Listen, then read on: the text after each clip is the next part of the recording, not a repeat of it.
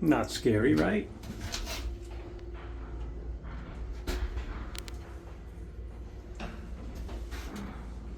It's just fine. You would never get stuck.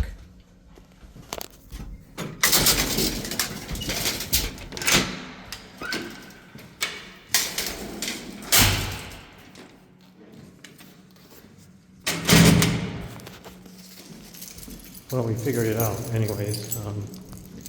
This system's a two-pipe steam, so you use steam traps, which are basically large air vents. And then they close at steam temperature, allow the radiators to heat. As the steam condenses, temperature drops, little bellows opens, condensate goes down.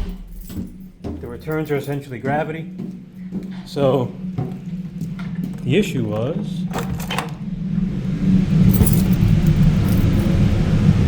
which is awesome, they did this, by the way. This is the only building I've ever seen where someone did this right.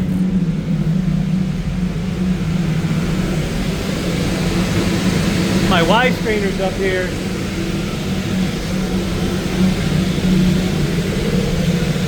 We're all plugged up, and it was keeping the air from going through the F&T, down the return, and out of the vent.